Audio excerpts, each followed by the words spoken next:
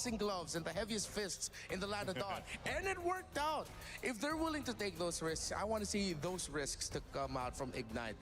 Just pick up heroes across the board that can have an impact, be aggressive, and make it exciting. Make it a fireworks show. We ended up going back to 2022 where all we got was Esmeralda versus Uranus, and no one enjoyed that back in the days. You know, I think right now Ignite has to think about Team Spirit is no longer a team that you can just bait into the chaos. Right? I think even the interview that we saw with Bomba and him saying, "No, I'm not gonna talk smack to anyone.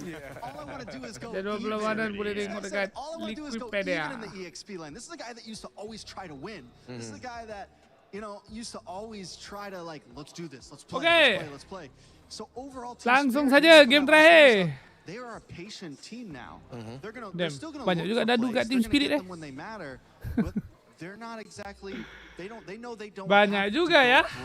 Brawl with you.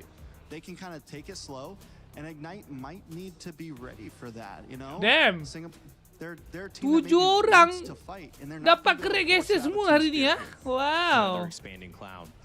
Hari ni easy tebak boleh ah. So I think this is where we can really get to see some more. Easy tebak boleh ah bro. Kita tunggu lusa. Esok pun easy tebak lah. Lusa. Didn't get to see it. It seemed like Ignite really doubled down on the idea of having a strong Idora masuk dalam first bench. You can hold.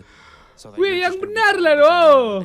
Aku ni je doh yang paling aku sangat muskil ya. Against a lineup that likes to hold because they're setting up for a carry that wants to farm fast. Kuat doh, tapi buka first phase ban man. Holy shit. Even though their picks are all right, it's just gonna work out. What am I missing? Oh. If Ignite bans out the Ling here. You know, earlier you asked me about the Fuck, Ling. why am I Maybe missing that's the ya? real answer to it. It might be time to finally put on the ban pool. That would force Team Spirit to either ban out the Freya or the Harara. Yeah. Right? Is this or do the we leave new both open, and do we finally see Obvious the Harara Golem? versus Ling matchup? But right now there is a lot on the field still.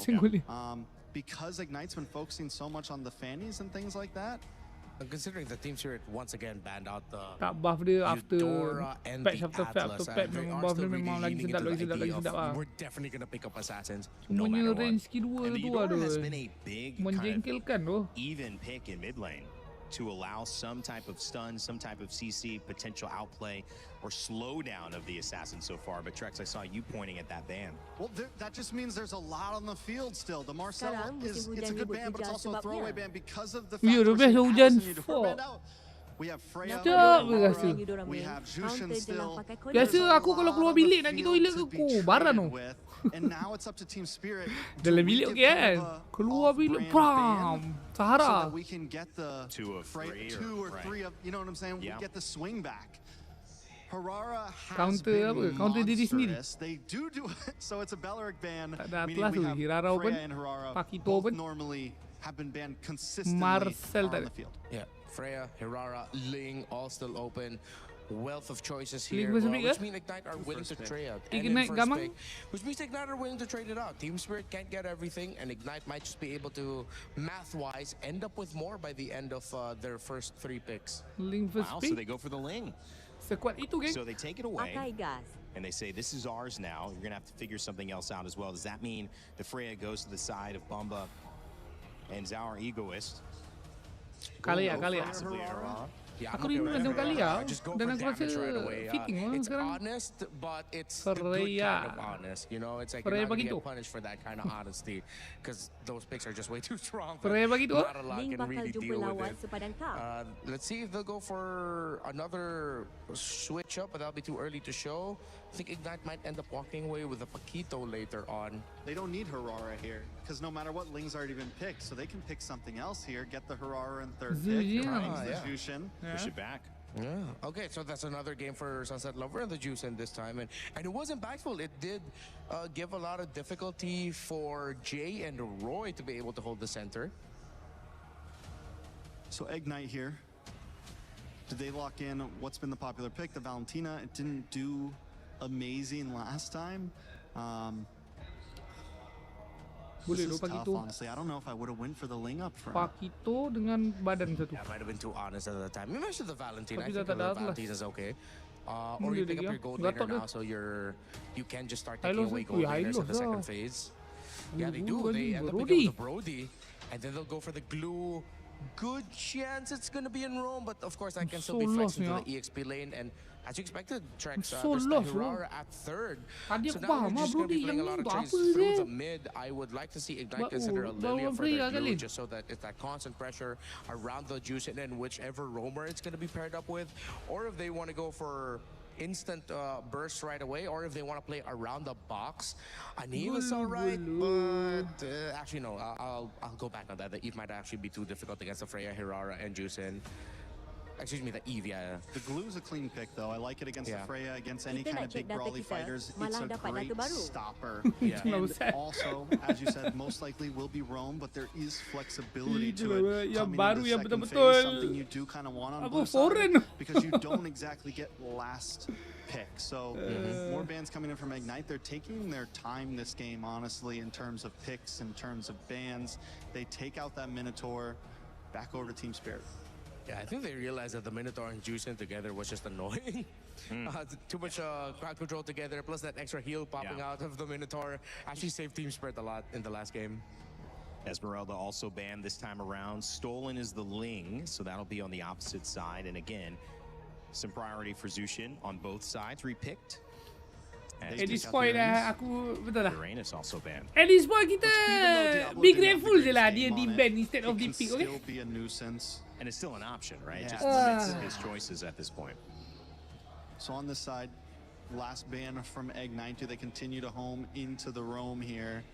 Or do they focus on the gold? You mentioned them possibly taking on any gold laners. We haven't seen any. I think at this point they know that there's not like that one gold laner that just owns the game at this point, so is it really worth? Yeah, you ban out the Hereth, they pick up the Moskov. You ban out the Moskov, they get the Hereth or the Claude. Hello. Something that might have a bit more of an input, and they go with the Arlott. Yeah, it looks like they're not going to be playing around the static mid laner. They want langsung to get saja. close to mid range, a lot of dive, and the Arlott makes sense as a ban. They're still respecting the possibility that Freya might go gold, and then you suddenly go get an Arlott EXP. Suddenly, team fighting for lineup, playing around the Brody looks even more difficult. So they cover their bases, and no, they do not have the damage to deal with this Barras unless they pick a Lunox at mid. Barat's roam. Sedap lawan Brody, sedap lawan Glue, sedap It's lawan Ling. Barat's jungle. So where's Hirara going? Wait, no, you're right. Team Spirit's getting spicy right now. Barat's EXP, Freya Barat gold. ESP. Yeah, then jungle Hirara, mid Juicin, and then unless Hirara goes somewhere crazy. Mathilda roll. Yeah. It's got to be Hirara jungle. So yeah, Barat's EXP. Okay juga. Bamba with the Freya goals. They're going for the fighter. Yeah, they're going for the bulky offlaners again. They go Mathilda. Just so that you get the or no, they still go Cho. Team Spirit, you are surprising us in the best way possible. You're packing up picks, and it makes sense. Again, it doesn't have the damage profile early on, and even once it gets later. But let's see if the Lily and Brody might be enough to melt through this overly aggressive, high damage, high crowd control, very tanky front line. What I love about it is it's showing how much trust they have in their brand new jungler. Barat. These funnel strategies where they know that, listen, we're going to pick Tapi these, Barat ni this dia and these kena junior things are. And right now, dia tersalah satu. A big statement if they end up 2-0 with this kind of draft. Gideon, this is so, I want to say, unusual for what we're seeing, but I love to see it, man. The meta is continuing to focus and shift into different ways than what we're used to. There have been rumors about this Barat's EXP. The question is, I wasn't really expecting it to show up this early on into the tournament, but now we're also seeing what's going to happen on the opposite end, right? Like, the big problem with the Barat's EXP is how do you maintain your stacks consistently, especially with both junglers starting on that side of the map, so you don't really have anything to like maintain your stacks in the meantime while you're waiting underneath turret or the enemy side. Tapi kalau change cantik maybe one boleh of the lah. things I will have to see executed Barat through makan, Bomba. kumpul Again, stack. Barrett's XP is not something you see too often, but it's sebelum tanky enough. Yes, he's going to struggle a bit to get some of the stacks, but then again, maybe it's going to result in something where, he's just trying to set up the Daytona's welcome for the team. Again, your crowd control utility on this composition from Team Spirit is just kind of out the roof because you have a choke kick, you have the, the lantern flare and the beacon from Sunset Lover, and this gives a lot of space once again to just funnel things in in into your jungler in the Hirara. We just saw this earlier today too. If you manage to go ahead and scale crazy fast on the Hirara, and let's say even you to the point where you pick up Sky Pierce with 8 stacks, dude, you are a killing machine basically in your own right, and you're hard enough to catch. Yeah. So when you're centered around that and you have all the crowd control in the world, that's the difficult part for Ignite Gaming if they want to go ahead and fight this. Now, the Ling for Kelvin can essentially do the same thing, but you know, you're playing into that. Your Lilia does a lot of this early game damage. Eventually, the Brody can scale up as well. So there's a lot more, I feel like, possibilities for Ignite Gaming to make use of. You know, speaking of possibilities, I'm thinking whether or not Kid Bomba's entire purpose is to just bog down Diablo, right? You know, go for the Daytona's welcome, eat him up, make sure they don't have an access Throne Ruin. Iframe's already out, Throne Ruin coming through. Flicker, Diablo connects onto 2 as the Daytona's welcome connects as well. Pinning him against the wall, Hiko takes out Jay, but now the Blade of Tempest is out. First blood is done, but there's only so much Hiko captures him mid-air as his first turtle. Aku rasa kalau dia knock up elok-elok, knock up dah elok dah, tapi kutip ni. Maybe knock up dia depan sikit lagi. For the kill, and he got it. 2 kills for Hiko on the gold lane of Freya. That is once again just a team-fighting upper hand that we see from Team Spirit. Again, this was a great gleam into the Throne of Ruin setup. Look at the health bars of Team Spirit here. They get so low, and you'd think this is a great point to follow that Tempest Blades, but man, Hiko had his mark and locked down. Kena pun tidak. Even Kid Bomba was making sure, like, hey, I see Kelvin coming down. I'm going to attempt with the Daytona's welcome. Despite everything, I think it's really great, right? It's about denying the follow-up from your opponents, and I think impact at the very beginning of that fight usually makes a difference here. Despite Diablo having to lose out on a big chunk of EXP, I think it's all right. He did lose his flicker, unfortunately, but that doesn't matter. They've got to wait until the next turtle before they're even going to consider another team fight. Yeah, that team fight basically showed us that kind of this choreography here, as you see it again. You know, the Gleam, the Throne of Ruin being used up. But I feel like even if they land those, they're just not, unfortunately, in that position. Unless Kelvin is there. Ngantuk dapat pula Argus mid lane. Oh, memang. And I think they should be able to find a kill here, but the Blade of Tempest will allow Kelvin a way out. Does he still have his Finch Poise? Yes, he does. Now he's going to exit from this area. I don't think they have the early game damage to make this work. Kelvin is running the killing spree. He's not running Warcry for the early, early exceptional damage. And not to mention that even CS has been kind of isolated for a large majority of these fights as well. Because they can't seem to get the rotations down. Roy, maybe it's a trouble. That shoe's already out here, and that's just the power of this Hirara. That's one of the scary things, you know. What do you mean? Zara doesn't have to do anything crazy. It's just like he does the combo. Tak ada tak perlu teman bodoh Lilia ni your black shoes, your ultimate, or even let's say a tak perlu teman doh. You know, that's something to deal with tempat lain, man. Not being able Lilia to dua fight pun at habis full force. And what you're noticing too, Kid Bomba, because he has a Daytona's welcome, and sometimes he's just going for Kelvin. You know, gets one of the fastest wave clear. You don't have that anymore, and slowly but surely, that's going to delay the Ling further for Kelvin, but. They're going to fight it off here. Second turtle is up. He's going to grab his purple buff. We'll see if he gets here in time. It is delayed quite a bit, so IG does a good job at that. Team Spirit, though, they'll calculate this. Again, he goes pushing up top towards that top turret. Here they break out, though. They're slowly attacking him. Sawo spots out where the backline is supposed to be. He goes thinking about maybe going for it, but he's shown presence here on the map. He might start making his way over into the mid lane. Bomba still maintaining his stacks as much as he possibly can here. Throne of Ruin only connecting onto one, but Sunset Lover is looking to respond. With max stacks on those butterflies, Sawo finds the kick in a perfect angle on top of the glue. Jay should explode here, but he's got nobody to jump Sawo just makes it out with a sliver of health. CS takes him out, and now Hirara looking for an opportunity, but unfortunately just ain't enough, and even flickering forward with the Daytona's welcome. Kid Bomba tak mati dapat life steal. Unlucky for Team Spirit, but it's not over apparently. Jay decided to take matters into his own hands. Okay, I understand what Jay was doing there. They had a whole lot happen for IG in that team fight. They really punished Kelvin. Okay. Dia bunuh. Stays alive, turtle secure. That's what matters. But again, going back to that fight, it just seemed like Team Spirit was actually not in Ada connection. hijau You know, ke like tadi? they were all going in at different times. They got kind of caught in a Oh, bad position, and it was ni great to killing see spree IG tu. punish that.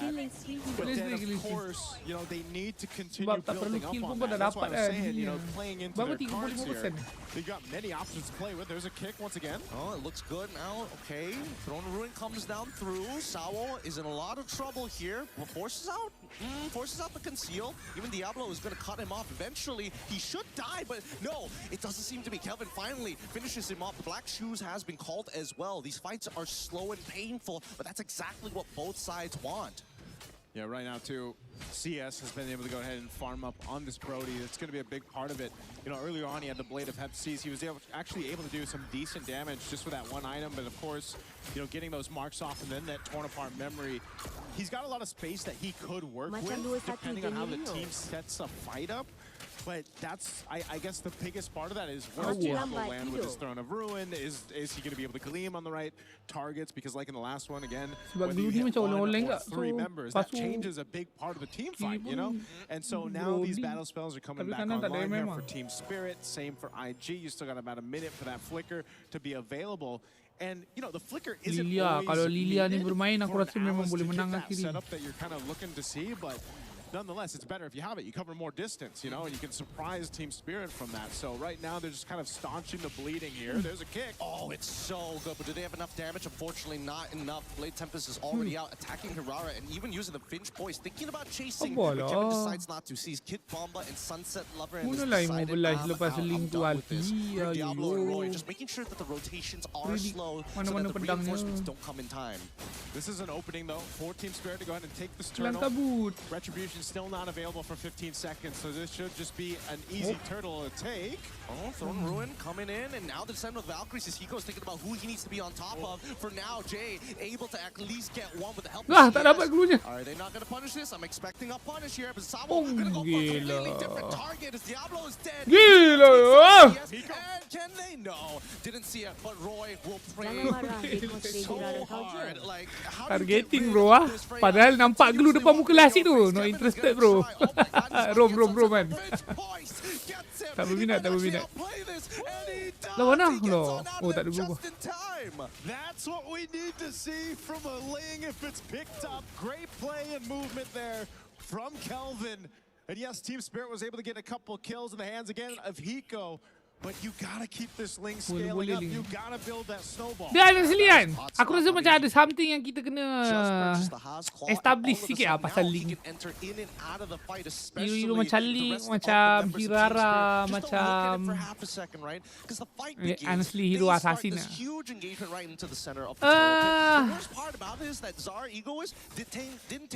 Sometimes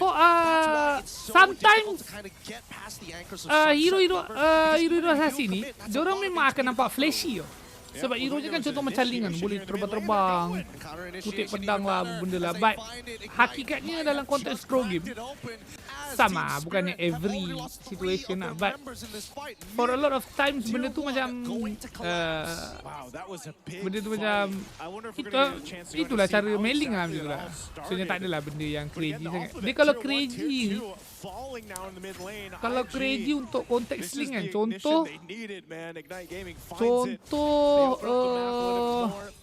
contoh kau boleh bermain tapi kau boleh hold ulti kau lama. Contoh, itu baru benda yang extra sikit lah. Maknanya kau boleh gojek-gojek basic attack lu, banyak dinding, bait skill, lepas tu baru kau pergi ulti kan. Itu baru okay lah. Something yang amazing lah. Meninggal. Tapi kalau setakat macam ulti kutip pak pedang keluar, tu tak adalah crazy nak pun.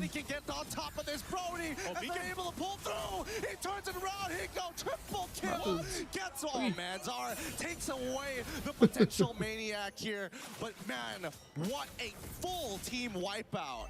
A triple kill for Hiko. He's off to it again here in this iteration of MSC at EWC Tuan, macam 2026. kontes lot kan. Yes, they got the Lord Salah satu kekuatan Link adalah nak retry serangan sebab boleh guna ulti betul. Itu tak gempak. Itu normal lah itu main Link kan. Kalau nak gempak, kontes retry tak payah pakai ulti. Lepas tu kau boleh guna ulti tu untuk teamfight kan. Itu baru kau dapat value yang extra. Tapi tak adalah guna ulti untuk retry tu. Salah tak salah pun. Tak salah pun, actually good. Actually good. Tapi bukanlah satu move yang outstanding. Okay, good, normal betul. So essentially, what does it result to? You know, this lord that they were able to take, it doesn't really get much for them. They're back to square one, but that's not too bad if you're IG because you needed to go ahead and get yourself. Sebab memang ada certain pro player yang nanti link dia lain. He's got the Sky Piercer, Blade of Link dia Hephaestus, kau which he had the first akan item, dapat. but Nanti if mesti you akan got ada. now Nanti locked kita into, boleh he's able to klik. get that little bit of Kita extra boleh range klik to lepas tu work with, kita which is VAR pivotal untuk for apa? them to win these fights because as we're seeing, Untuk he goes kita above, man. macam Someone's gotta review shut lah him review. down, and he has been sticking Contoh-contoh Link to luar the nalar. right targets, and if it's not CS because CS has movement to work with, he's right on Barat tak board. buat He's ke going for helmet tu. Kelvin. You know, he's Pelik lah. able to go ahead and be Padahal dah that lah senang. nuisance, especially when he has the flicker available. You know, you think you get away from the fray, and the next you know, she's flying forward to you. Yeah, it's just a lot of handle, if I'm being perfectly honest. Oh, Sawo, he sees this. Luckily, isn't able to knock Kevin off this wall. Roy's got to be really careful because he's going to be the most reliable source of damage. Only second to CS. Kena That ribet. purple buff is going to get taken away. Now they're initiating Throne of Ruin. Just the Blue buff saya. punish this though. Won't commit with the Daytona. Tidak. They all split, and now back to the lane management. Tier 2 turret gonna fall up top. Another jungler battle Sakit here. bangkit. Kelvin, no buffs, but he will be able to go ahead and survive. Doesn't need to go ahead and use the ultimate either, so keeps that. Will grab his orange, and this is just Team Spirit playing pressure in their side of the jungle against IG. You know, if you're IG, you kind of want to get them out of that space. You know, you don't want to get too far caught up because, again, with the Jushin or the kick available for Salo, it's like, you know, any overstep, you could get thrown in this fight, and you're going to end up burning the flickers and everything else, which are pivotal for the next Lord fight up here in 10. Oh. They're testing the waters here. Yeah, and I think that's exactly what they need to do. As scary as it is to put your foot over no man's land, praying that you don't get shot whenever you lift your head up in the trenches, I think that somebody has to Aku be dah brave enough teringat. to try and Aku bait tak that ingat tahun reaction bila dulu. from the side of Team Spirit. And so Ada momen far, ni. in a lot Tapi of ni these lebih pada scenarios, Link Team dan Spirit is tim very ah. cool, calm, Tapi and still collected. gempak ah. This is Apa gonna dia be buat? started up really Link tu quick. pergi lu. Thought he Dia got ulti. back to base, but there is Lepas tu semua orang dari dia nak bantai. Dia kutip satu je pedang dia. Lari ke belakang. Lepas betul-betul dia lari ke belakang, tim ni masuk. Contest this no longer. Diablo, he's trying to get on out of there, but it's too late. He goes here, and he's here to destroy, demolishing the entire backline. Double kill already. Faham oh? This feels a whole lot. Liliannya struggle. I mean, he had 9-0 and 3 on a fray. Apa ni? Link ulti, kutip satu pedang, immediately ke belakang. Immediately juga tim pergi terbang. Beras. Lepas tu dia masuk balik, baru dia kutip pedang dia. So dekat situ value yang kau dapat big skill lah. Itu yang mahal lah. Kau buatkan pergerakan enemy jadi kucak-kacir. So stuff like that. Sawo knows, right? Sawo knows. He knows Kelvin's there. I would assume so, unless, again, buff is not available, so maybe they just think it was stolen and Kelvin is elsewhere. Lama sangat tu. They'll start to make a move across the map. It's Here. been a while Team lah. Spirit has that advantage. I mean, turret-wise as well, they've opened things up a little bit further. They're going to try to cut that wave up top to keep it from pushing as the Lord makes its way up top side. But Kelvin's still there, so right now, he's going to work on it. Again, he should be able to clear this out pretty quickly, but you can see two members, Team Spirit, Saul and Zariguis, they're here. Oh, good Finch boys coming in from Kelvin. Good reaction time just to buy a little bit of space for the team to just breathe for a moment, look at the map, and now simultaneously these waves are not going to be able to crash in at the same time. At the very least, they can delay it and then hit Macam it Haya one by sebelum one, ni, Flash. minimize the structural damage Macam Haya pun sama overall. kan? He's going to go ahead and cut that Macam kau mid-wave boleh again. buat So haru good kan? usage again. This is what you expect Bukannya with the satu lane. shadow kau apa, Who's on him, memang though? kau modal ulti. Kau shadow, kau pergi booking, kau bagi orang macam baiting lah. Kau macam baited lah dengan kau punya aggression tu kan. Yeah, this is one of the things Masuk though. They keluar, can't really masuk knock pergi down balik these lah. turrets easily without getting in range. one of the disadvantages of not having that Basically traditional kau able marksman to that you're used to seeing. So even with exhaust that lord, enemy they'll do a little bit of dari damage to the segi base dorang turret up punya top, resources but skill essentially not able to start taking them ataupun down. So IG, menyepahkan sikit dia they're punya still okay. dia punya I mean, I know this is makro. a 4,000 gold lead for TS, but IG, based on their team composition, might have a chance to go ahead and win a big team fight, play the map. Kelvin is doing exactly what he needs to do on the link. Tu one He's finding example. that space. He's buying that time. We're already 16 Nak minutes buat in. nak buat benda tu senang. Yang was bahagian hoping to link beat panjat dinding lah boleh cut kan. off the Finch poise. He's in trouble right now. Tapi dalam keadaan game He's got kalah. the bladed Tempest here. The question is which direction to go. Nice. But unfortunately, it's just Nice too reading, much ah. damage for him to handle. And now the rest Nice of the team read, might nice just be read. in some trouble. The way the dragon Bukan has read tu. already been used. Ada They're trying to delay pull him sikit. away. And now they pull him right in front of Roy. He doesn't get it off in time. And the rest of the Bye-bye. team is now in some huge Macam trouble. tadi dia And cut Team top Spirit, pergi they're clear gonna lot. for this Lepas now. tu They team just dia want to enemy punish datang Jay. alamak. That Ciao. Tapi dia should tak be boleh it. terus That should be an kan. inhibitor turret. Dia parking Unless jap. they're Lepas tu gonna cut stop this. mid lane. And they Benda hit tu it. lah. I mean, what can they do at this point? Under tower, they literally can take Sebab benda tu tak ada, apa orang cakap, macam tak ada textbook punya manual. Tak ada textbook punya manual sebab dia sentiasa, kau tak tahu enemy nak datang dari mana, hero apa kau tengah lawan kan. Roy, how long until these come Tapi back dia up? I have no ability idea. untuk buat benda. Apparently Oh! his internal black juice is able to get kicks out, and that is going to be it. Look, Kevin, does he have it? Retribution, anybody to try and clear that wave, and manages to do it in time. Well played, Shell terus keluar. Sebab dia pun tahu orang akan expect dia ke kiri kan. And Team Masih Spirit ada will make nafas. their way forward. Yeah, the purple buff's going to be taken. That. Tu contoh ah, tu contoh ah. Dia tapi tu tak adalah gempak gila ke apa, but something yang baru was untuk di ni sikit. Untuk digembar-gemburkan lah. Yeah, but Soalnya kalau link template tadi dia kutip 4 pedang. Lepas tu dalam satu pedang tu dia akan kena knock out lah. Lepas tu dia akan mati lah. And that's the big issue. There's so much CC across the board that splits them apart. Here's the good thing. What's the good thing? A lot of the battle spells are down for Team Spirit. Okay, that's not bad. And what we've seen so far for Hiko is he's wanted those flickers to be able to make those plays, right? So there is a chance here for IG to go in and clear this out. Bukan dia macam kutip 4 pedang ni bukan sentiasa bagus lah. Kadang-kadang ada je situasi yang kau tak patut lah kutip 4. Kau patut buat benda lain lah. They're on the defense. They're gonna go and try to slice and dice their way through this as Lord is cleared out. Now Team Spirit, what does Calvin do here? Do they just want to clear out the waves? Yeah, I don't think they have a real answer to this Lilia just clearing these waves, and not to mention that if they overextend themselves, there's a good chance Diablo will respond in kind. It's going to at least be a Wishing Lantern purchase coming in from Sunset Lover, and I Tapi can't think of a sampai way aku rasa for Cho ni akan TS cuba to knock out really, ni. force the end Sebab kalau unless dinding IG nipis makes a boleh mistake ni kan, boleh knock out kan. accepts the challenge of the fight. Yeah, this has to be one of those cases where that end angle for Team Spirit is they got to get a pick. Oh, comes Blaze used. Kelvin's going to be fine. He can just Finch poise on out. But, you know, essentially when you're waiting for this, you know, 90 seconds for that Lord to be up, this is, again, very similar to what we saw in the previous match where you had 80 stacks on the hero. This one's 77, but nonetheless, still deadly.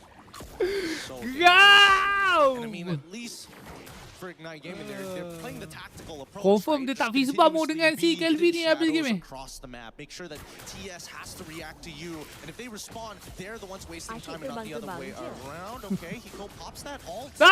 And the flicker as well, leaving Jay all by himself, and now the conceal comes through for the side of Team Spirit, but really no need to fight here, just wait for the Lord in 60 seconds.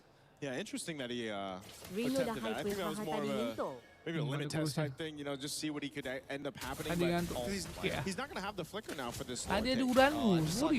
Jay has been a very naughty boy. He goes for the Genius Wand on top of everything else, and there's only 2 people that really benefit off of this, which is the Alice alongside with Roy on the Lilia.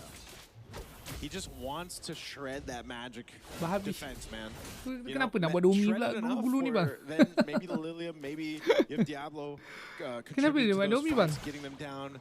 Because again, what is Jay going to essentially do? He's going to find his target. He's going to stick onto them, whether that brings them back to the team or not. But yeah, maybe if he was a little more durable here, a little tankier, it could help them in the long team fights. But right now. Dia dah tak buat item yang ada sini. Dia beli apa? Tak perasan tak? Tapi so far tengok pro player item semua standard dia. Kasus CD, Warrant, Hunter Strike macam minimum lah. Kau dapat 30%.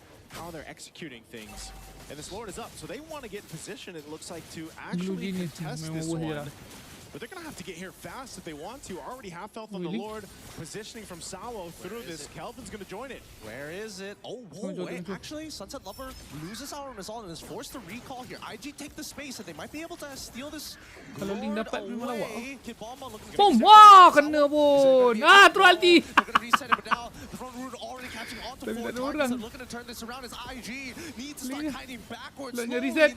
Alice isolated. Ui! Composure with the same Kid Bomba goes down. EXP laners traded. Battle of the XP laners falling on both sides. They got a wave pushing up top and timnya mid. occupied. And this is the Tak boleh advantage nak follow right now up. of having the base turrets down. Team Spirit has an angle here to go ahead and start up this Occupied war once again. Even without Kid Bomba, they know that IG has to deal with the waves, but this is an evolved Lord, so it's going to take a little bit longer for them to secure. And the wave clear from IG is great. But half health now, they're back here for it. Oh, Kelvin, he's going to try. He's getting spotted out by Hiko and they completely Boom! get this up there. Dapat guru-guru. But he immediately has to use the winter crown blade. Api 10 sawu minutes ni out. punya He tu flickers sial lah, away. sedap. All defensive spells have been used. And now Team Spirit understand. We've won the game of attrition. We get the Lord now. What a push and pull for this Lord.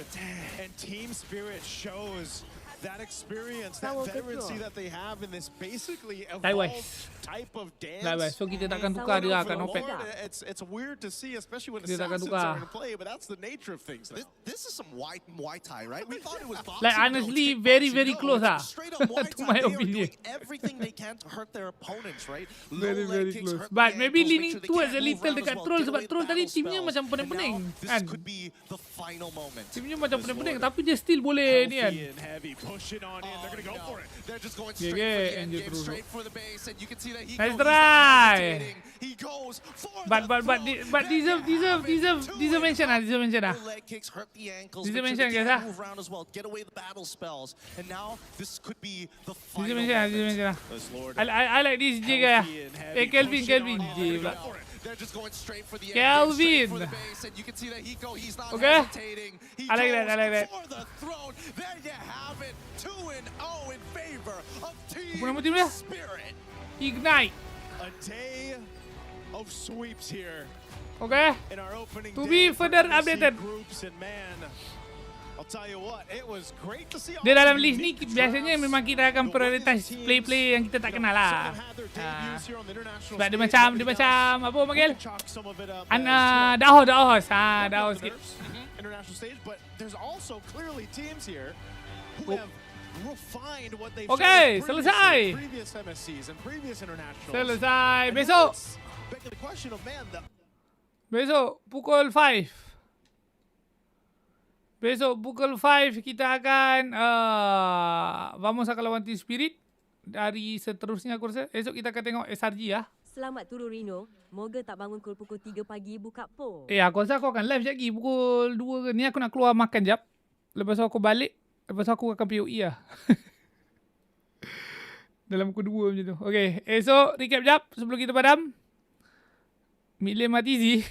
Tak ada MSC. Bro.